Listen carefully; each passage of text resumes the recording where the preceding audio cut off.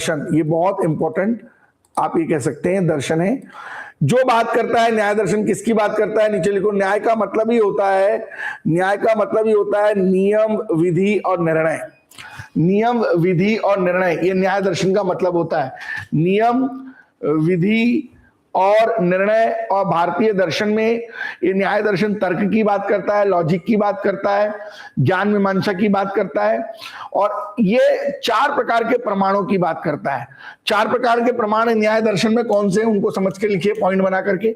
पहला जो दर्शन कहता है, ये पहला न्याय दर्शन कहता है प्रत्यक्ष अर्थात धारणा, अर्थात कहीं ना कहीं इसके 4 प्रमाणों में पहला है प्रत्यक्ष, जो दिखे। दूसरा है अनुमान, जिसको हम कहते हैं अनुमान। तीसरा है उपमान, और चौथा है आपका शब्द। तो यहां पर न्याय दर्शन से जुड़ी हुई चीजें जो कि ज्ञान पर आधारित है, कहीं ना कहीं शब्द पर आधारित है, प्रिस्क्रिप्शन पर आधारित है, कंपेरिजन पर आधारित है, इंटरफेरेंस पर आधारित है और वर्ड पर आधारित है। तो 4 महत्वपूर्ण चीजें क्या हो गई यहां पर समझिए। कहीं ना कहीं हम कह सकते हैं कि न्याय का जो शाब्दिक अर्थ है वो है नियम, अर्थात रूल्स, अर्थात कहीं ना कहीं हम कह सकते हैं मेथड, या कहीं ना कहीं हम कह सकते हैं एक प्रकार का जजमेंट। तो न्याय दर्शन बेसिकली रूल्स पर आधारित है, न्याय दर्शन बेसिकली मेथड पर आधारित है, जजमेंट पर आधारित है। और इसके जो ज्ञान प्राप्त करने के या नॉलेज प्राप्त करने के 4 तरीके हैं। जो पहला तरीका है वो है प्रिसेप्शन, अर्थात किसी के बारे में धारणा बनाना। अगर आपको आज की डेट में ज्ञान प्राप्त करना है तो उसके 4 तरीके हैं। ज्ञान प्राप्त करने का पहला तरीका है, ज्ञान प्राप्त करने का पहला तरीका है कि आप किसी भी चीज के बारे में आप कहीं ना कहीं धारणा बना लो, या आप अंग्रेजी में इसको एक शब्द इस्तेमाल कर सकते हैं कि आप प्रिसेप्शन कर लो किसी के बारे में आप प्रिसेप्शन कर लो कि ये व्यक्ति ऐसा होगा या इस तरीके से होगा। नॉलेज प्राप्त करने का पहला तरीका आप मेरे बारे में सोच लो या किसी अन्य के बारे में सोच लो, ज्ञान प्राप्त करने का पहला तरीका। दूसरा है अनुमान। अनुमान मतलब होता है इन्फ्रेंस, अनुमान मतलब होता है इन्फ्रेंस, मतलब किसी के बारे में अनुमान लगाना, इन्फ्रेंस लगाना किसी प्रकार से कि ये व्यक्ति ऐसा होगा। अनुमान लगाते हैं, तुक्का लगाते हैं परीक्षा में, ऑप्शन छांटते हैं। तीसरा जो है ज्ञान प्राप्त करने का तरीका है वो है उपमान। उपमान मतलब होता है कंपैरिजन करना, एनालॉजी करना, तुलना करना, गणना करना, उपमान करना, कंपैरिजन करना। आप ये कह सकते हैं कि किसी की तुलना करना, कंपैरिजन करना, वो ऐसा है तो वो ऐसा होगा। किसी आदमी के बारे में अच्छा है बुरा तब पता चलता है जब उसी प्रकार के काम के लिए हमें किसी अन्य व्यक्ति की जरूरत पड़ती है। तो ज्ञान प्राप्त करने का जो चौथा तरीका है वो शब्द। शब्दों से आप मेरी क्लास में बैठे हो, इंफॉर्मेशन के माध्यम से ज्ञान प्राप्त कर रहे हो, क्योंकि शब्द जो होते हैं वो पास्ट और प्रेजेंट के लिए रिलेबल एक्सपर्ट होते हैं। शब्दों के द्वारा ही हम अतीत और वर्तमान की विश्वसनीयता को समझ सकते हैं, परख सकते हैं। आप ये कह सकते हैं कि न्याय लिटरेचर मीन्स होता है basically rules, basically method, basically judgement and contribution of Indian philosophy, the systematic development of theory and methodology related to any person, reliable, gaining any person in our knowledge, in our life. The first thing important is that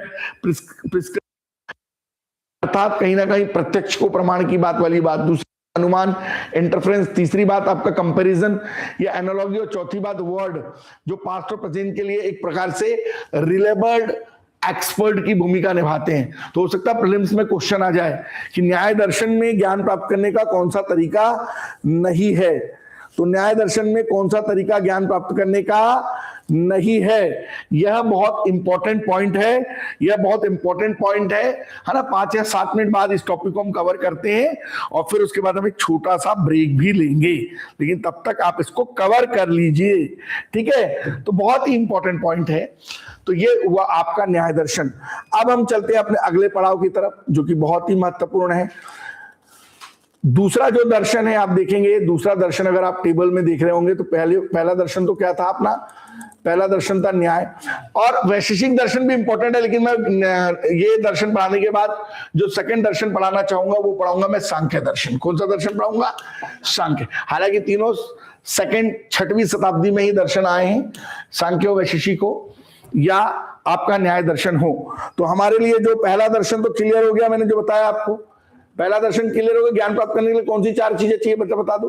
बताओ बेटा, प्रत्यक्ष, अनुमान, उपमान और क्या, शब्द, ये बहुत इंपॉर्टेंट है। अब हम बात करेंगे सांख्य दर्शन की। तो सांख्य का मतलब होता है सही ज्ञान। अच्छा, इसको किसने लाया था? अक्षतपद गौतम ने लाया था न्याय दर्शन को। किसने? और इसको किसने लाया? उल्का कणद ने लाया। उल्का कणद ने लाया। कणद बोलते हैं उनको, उल्का कणद। ये दर्शन क्या बोलता है? सही ज्ञान की बात करता है, संख्या की बात करता है, द्वैतवाद पर बात करता है, नास्तिक यथार्थवाद पे बात करता है, आध्यात्मिक बहुलवाद पे बात करता है, शुद्ध चेतना की बात करता है, पदार्थ के सिद्धांत की बात करता है, सीधा कहता है सत्व, रजस और तम, सत्व, रजस और तम की बात करता है। सांख्य दर्शन मानव जीवन के लक्ष्य के रूप में केवल्य की बात करता है, जन्म, मृत्यु और पुनर्जन्म के चक्र की बात करता है। जैन धर्म के अलावा सांख्य दर्शन ही है जो पुनर्जन्म पर बिलीव करता है। ये उतना ही पुराना है जितना जैन दर्शन। और ये हमेशा कहता है कि किसी भी व्यक्ति के में पीड़ा तीन तरीके से आती है। पहली पीड़ा आती है अपने शरीर और मन से, आदमी खुद जिम्मेदार है आध्यात्मिक लेवल पर।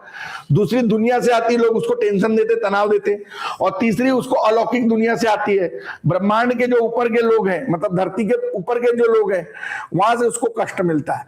मतलब सीधी सी बात है, सांख्य दर्शन जो है उतना ही पुराना है जितना कि जैन धर्म। सांख्य दर्शन राइट नॉलेज की बात करता है, नंबर्स की बात करता है, कैटेगरी की बात करता है।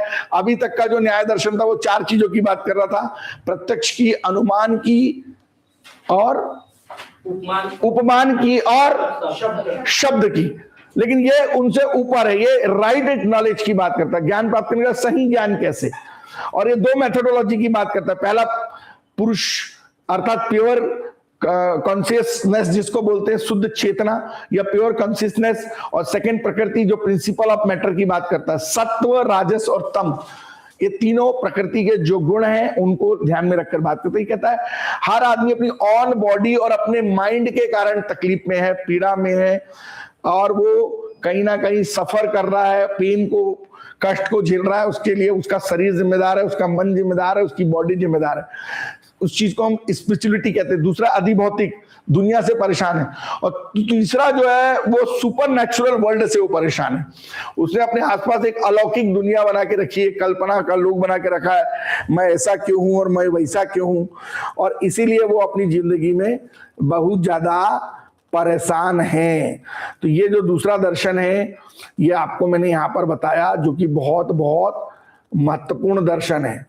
और इसके बाद एक दर्शन और आता है जो कि इंपॉर्टेंट है, जिसको हम लोग योग दर्शन भी कहते हैं, जिसको हम लोग क्या कहते हैं, योग दर्शन भी कहते हैं। लेकिन अभी 6वीं शताब्दी का एक दर्शन हमारा बच गया है, वो है कौन सा, वैशेषिक दर्शन। कौन सा दर्शन है?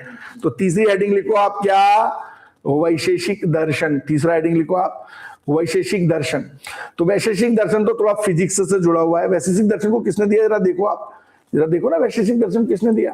भूल जाओगे तो कैसे पढ़ाएंगे हम ऐसे में। वैशेषिक दर्शन का नाम किसने दिया, कणाद। किसने दिया? तो ये तीसरा जो दर्शन है वो कहता है, वैशेषिक दर्शन हमारे सिलेबस में सब दर्शन का। वैशेषिक दर्शन कहता है कोई भी पदार्थ 7 चीजों से मिलकर बना है। मतलब पदार्थ पहला, दूसरा गुण, तीसरा क्रिया, चौथा सामान्यता, फिर पांचवा विशिष्टता, फिर अनुमान और फिर अस्तित्वहीनता। मतलब किसी भी चीज को बनाने के लिए विकास की 7 स्टेजेस हैं कणाद के अनुसार। सांसारिक इच्छाओं का त्याग कर दो, कर्म से मुक्त हो जाओ, सच्चा ज्ञान प्राप्त करना है तो चोला ढालो और आध्यात्मिक हो जाओ। वैशेषिक दर्शन ही कहता है। न्याय दर्शन ज्ञान प्राप्त करने के 4 तरीके बताता है, प्रत्यक्ष, अनुमान, उपमान, शब्द। और जो न्याय, उसके बाद जो सांख्य दर्शन है वो 3 चीजें बताता है कि व्यक्ति मन और शरीर से परेशान है, व्यक्ति अपनी दुनिया से परेशान है, व्यक्ति अलौकिक दुनिया में सुपर नेचुरल पावर है उससे परेशान है। इसलिए आदमी को अपने तो पुरुषार्थ करना चाहिए शुद्ध चेतना के साथ। और दूसरा जो सबसे इंपॉर्टेंट काम करना चाहिए, प्रकृति जो नेचर है, प्रकृति का जो नेचर है, नेचर को लेकर के चलना चाहिए, नेचर को ही वैल्यू देना चाहिए। जबकि वैशेषिक दर्शन जो है फिजिक्स की थ्योरी पर बेस्ड है। ये कहता है कि पदार्थ के गुण, उसकी क्रिया, उसकी सामान्य लक्षण, उसके विशिष्ट लक्षण, आपका अनुमान का व्यवहार, ये आपके अस्तित्वहीनता को तय करता है। तो ये वैशेषिक दर्शन को कणाद ने दिया, जो कहता है कर्म से मुक्ति ले लो, सच्चे ज्ञान से मुक्ति ले लो, सांसारिक इच्छाओं को त्याग कर लो। ये तमाम बातें जो इस दर्शन के अंदर कही गई हैं। हमें तो खैर योग दर्शन को पढ़ना है जो सबसे इंपॉर्टेंट है, जिसको हम भी डिटेल में पढ़ेंगे भी। अब योग दर्शन कहता है मन और इंद्रियों पर कंट्रोल करो। पतंजलि कहते हैं कंट्रोल करो, नियंत्रण रखो, एकाग्रता रखो, ध्यान रखो, आध्यात्मिक अवशोषण करो समाधि पे जाके। अष्टांगिक योग की बात करता है, यम की, नियम की, आसन की। यम मतलब नैतिक सिद्धांत, नियम मतलब आत्मानुशासन, आसन मतलब शारीरिक मुद्राएं, प्राणायाम मतलब सांसों पे कंट्रोल, प्रत्याहार मतलब इंद्रियों पे कंट्रोल, धारणा मतलब एकाग्रता, ध्यान मतलब ध्यान और समाधि। तो अष्टांगिक योग की बात करते